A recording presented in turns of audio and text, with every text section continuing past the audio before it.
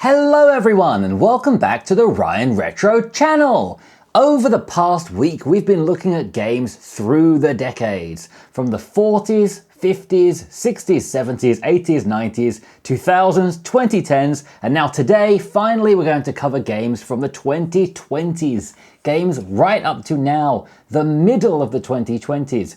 Yes, we are in the middle of the 2020s now. Try and wrap your head around that. And let's kick things off with Animal Crossing New Horizons on the Secret Console. This is the game I put the most hours into by far on my real Secret Console. I played this game loads. And when I first got my Retroid Pocket 5, I again put a lot of hours into this game. But after updating from pre-production to retail firmware, I unfortunately lost my save file. So I'm just beginning again now. So this is my third time playing this game from the beginning, and I am committed to putting tens of hours into it once again because it's just such a cozy game. It's one of those games that's lovely to play before sleep. Before you go to bed, when you want to wind down and relax, this is a great one. It's running flawlessly here on the Retroid Pocket 5. You might see some occasional black glitching effects, but that's because I just started a new save, so it needs to load in those shaders. And then once it does, you'll never see those issues again. The real Secret Console runs this at 30 frames per second, and on here too, we're running just as smoothly as the real thing. There is no noticeable difference between the Retroid Pocket 5 running this and the Secret Console running it natively. And I just got a tulip hat. So let's put that on. Brilliant. Animal Crossing was a huge game during the COVID era. When people were stuck indoors, they were able to play this really cute game, imagining what it would be like not just to go to an island, but just to go outside. And in the years since then, thankfully COVID's over, we now have another game that people are addicted to. This is Balatro. Here I'm running the Android version. I grabbed the APK off of one of my other Android devices because unfortunately it's still marked as incompatible on the Retroid Pocket 5 in the Play Store.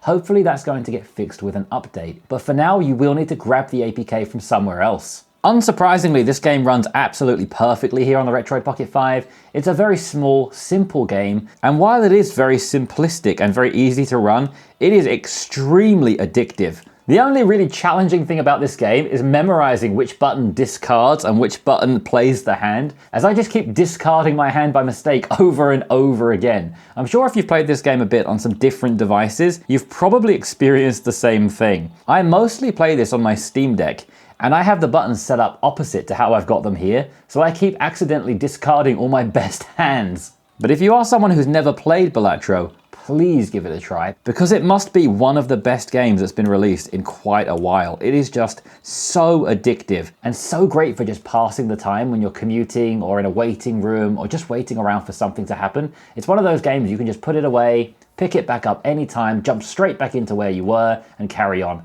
It's just a really great game. And now jumping into another Android game, this is Stumble Guys. I mentioned it in yesterday's video, how I used to play Fall Guys, but completely ditched it when Stumble Guys came out because I think they do it better. And I also have to say, I think this is the game that looks the best on the Retroid Pocket 5's OLED screen of any game I've played. And that is saying something because this screen looks fantastic and the screen makes everything look excellent.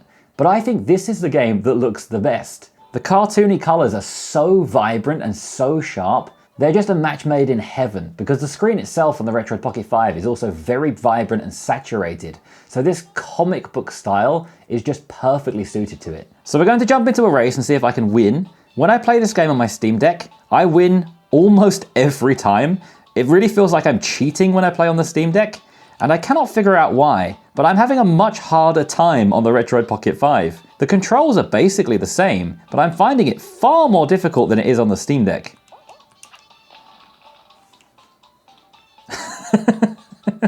Spectating people who are not so good at the game is probably my favorite part of the game, more than actually playing it. Super Slide.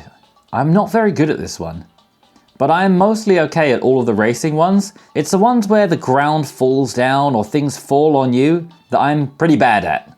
I am winning at the moment. Okay, I won that one, but unfortunately that wasn't the final. Oh, I won by a good 10 seconds too. Hopefully that bodes well for the final. But if it's one of those ones where the ground falls down, I'm going to be sad. Oh no! So we just try and stay on the highest level possible for as long as you can. I think I'm the only one up here now. Or maybe, oh, this guy too. No, oh no. Oh no. Well, I did say I'm not very good at that one. I can only win that on my Steam Deck. On my Steam Deck, I am just in control. On this, I can't do it. When it comes to games from the 2020s, those are actually the only 3 games I'm playing here on the Retroid Pocket 5. But as this is the final episode in this series, I thought we should look towards the future. So here is Dragon's Quest 3, the HD 2D remake, and I am starting to play this a little bit. I just got to the first town, but it doesn't really run perfectly. This is a game that only released about 2 months ago, so it feels quite demanding at the moment. I'm sure we can get it working because it's almost there, but this is a game I'm looking to play more in the future. I also recently picked up Coffee Talk, and I'm emulating this through Windows, through Winlator, which is why you can see all these funky statistics in the corner. This game is apparently running at around 300 frames per second, although it's such a chill, slow, almost comic book style game that you only need 30 for this one. And anything above that is basically imperceptible. This is a game, like the title suggests, where you talk and brew coffee. You're working as a barista in this cafe, and you just talk to people about their life and serve them coffee. So I heard it's a really, really peaceful and chill game, which is my style. So she wants a triple shot espresso. So we're going to come over and choose the coffee, and we're going to choose it 3 times. So we have 3 lots of espresso and no milk, and we're going to brew it. We get this really nice little comic book animation with some lovely sound effects, and we can serve the coffee and have a little chat. I'll turn up the music so you get a sense of the vibe of this game. It's got that chill coffee shop vibe that I really like.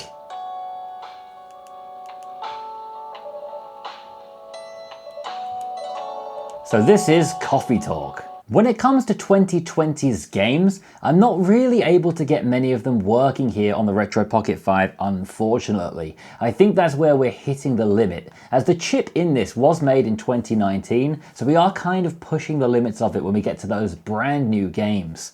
And while this series is completely focused on the Retroid Pocket 5, if anyone's curious about what I'm playing right now, on my Steam Deck I'm playing Palia, Traveler's Rest, Coral Island, My Time at Sandrock, and It Takes Two. And I'm really enjoying all of those 2020's games, so I am trying to get them working here. You can see I've installed the likes of It Takes Two and My Time at Sandrock here, but unfortunately they're not working. If anybody knows how to get them working, please let me know and add it to our community spreadsheet. And if anybody can get Traveler's Rest working through Winlator at a good frame rate, please let me know about it too, because the best I got so far is 4 frames per second. But that's going to wrap up this video and series. I hope you've enjoyed it over the past week. It's been something a little bit different on the channel, and I've really enjoyed taking this trip down memory lane and sharing what we can run on the Retroid Pocket 5 and what we can't. In the future, I'll probably repeat this style of video, but as one long video on future generations of devices, such as the AYN Odin 2 Portal I have coming in, and others. Please like the video if you enjoyed it, subscribe if you didn't already, and tell me what your favorite games are from the 2020s